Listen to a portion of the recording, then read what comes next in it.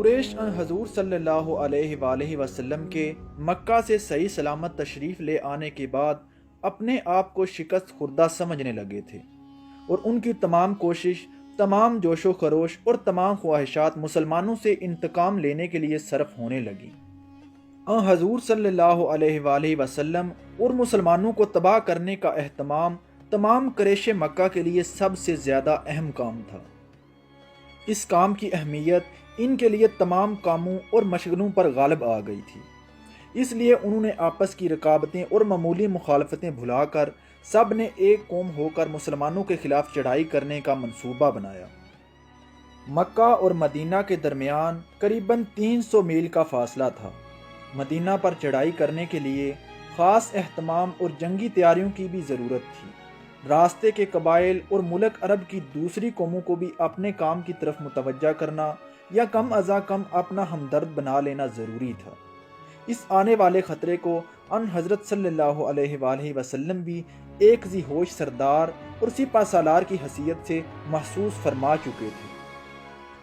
مسلمانوں کی جمعیت مدینہ منورہ میں 300-400 مردوں سے زیادہ نہ تھی۔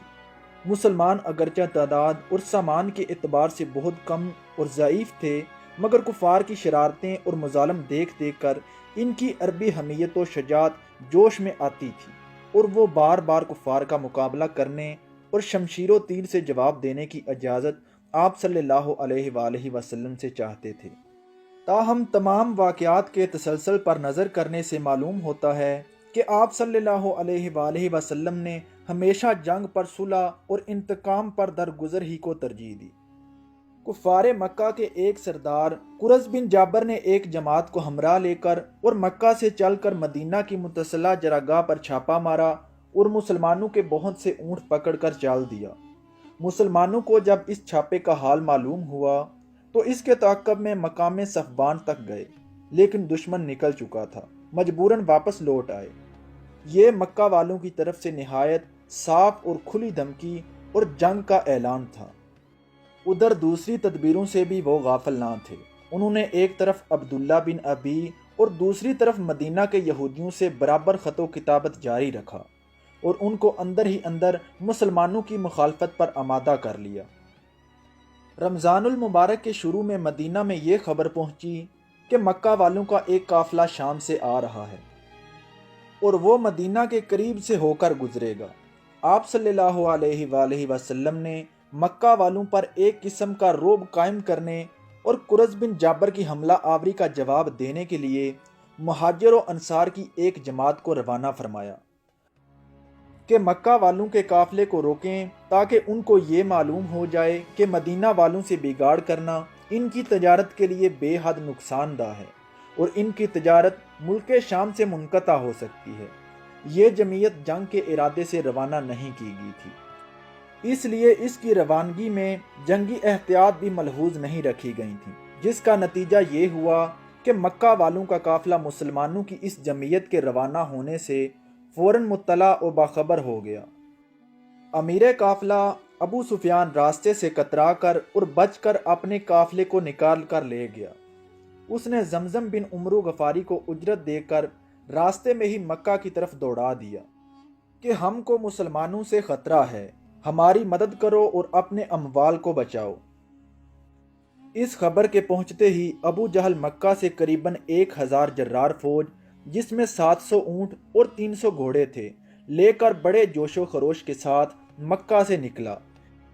عباس بن عبد المطلب، عتبہ بن ربیع، امیہ بن خلف، نضر بن حارث، ابو جہل بن ہشام وغیرہ کل 13 آدمی کھانا کھلانے والے تھے۔ ابو سفیان کا قافلہ بحفاظت مکہ میں پہنچ گیا۔ مسلمانوں کی جمعیت جو قافلے والوں کو ڈرانے کے لیے بھیجی گئی تھی، وہ بھی مدینہ کی طرف واپس ہو گئی۔ ابو سفیان نے ابو جہل کے پاس خبر بھیجی کہ ہم مکہ پہنچ گئے ہیں، اب واپس چلے آؤ، لیکن ابو جہل اپنے جرار لشکر پر مغرور تھا۔ اس کو یہ گوارا نہ ہوا کہ ویسے ہی چلا جائے۔ ابو جہل در حقیقت یہ لشکر صرف قافلے کی حفاظت کے لیے لے کر نہیں نکلا تھا، بلکہ وہ عمرو بن حضرمی کے قتل کو بہانہ بنا کر جنگ کی تیاری اور مدینہ پر حملہ آور ہونے کا مکمل پلان بنا چکا تھا۔ چنانچہ ابو جہل برابر کوچ و مقام کرتا ہوا مدینہ کی طرف بڑھتا ہوا چلا آیا۔ قریش کے لشکر کی روانگی کی خبر آپ صلی اللہ علیہ وآلہ وسلم تک پہنچی کہ قریش کے تمام بڑے بڑے سردار اس لشکر میں موجود ہیں۔ لہذا مسلمان بھی جنگ کی تیاری کر کے مدینہ سے چل پڑے۔ ساز و سامان کی حالت یہ تھی کہ صرف 2 گھوڑے تھے جن پر حضرت زبیر اور حضرت مقداد سوار تھے۔ 70 اونٹ تھے، ہر ایک اونٹ پر 3 4 آدمی سوار تھے۔ یہ اسلامی لشکر بدر کے مقام پر پہنچا تو دیکھا کہ کفار پہلے سے بلند قلعہ زمین پر قابض ہو چکے ہیں۔ مسلمانوں کو نشیبی اور رتیلی جگہ پر ٹھہرنا پڑا، مگر بدر کے چشموں پر مسلمانوں کا قبضہ ہو گیا۔ ان حضور صلی اللہ علیہ وآلہ وسلم نے حکم دیا کہ کفار میں سے جو شخص اس چشمے سے پانی لینے آئے اس کو نہ روکو اور پانی لینے دو۔ جب مسلمان جا کر خیمہ زن ہو گئے تو کفار نے عمیر بن وہب کو سراغ رساں بنا کر روانہ کیا کہ مسلمانوں کے لشکر کی تعداد معلوم کر کے آئے۔ عمیر نے واپس جا کر بتایا کہ مسلمانوں کی تعداد 310 سے زیادہ نہیں ہے اور ان میں سے صرف 2 سوار ہیں۔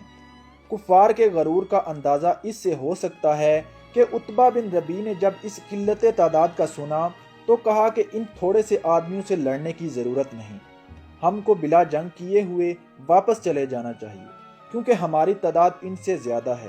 لیکن ابو جہل نے مخالفت کی اور کہا کہ ان سب کا خاتمہ کر دینا ہے۔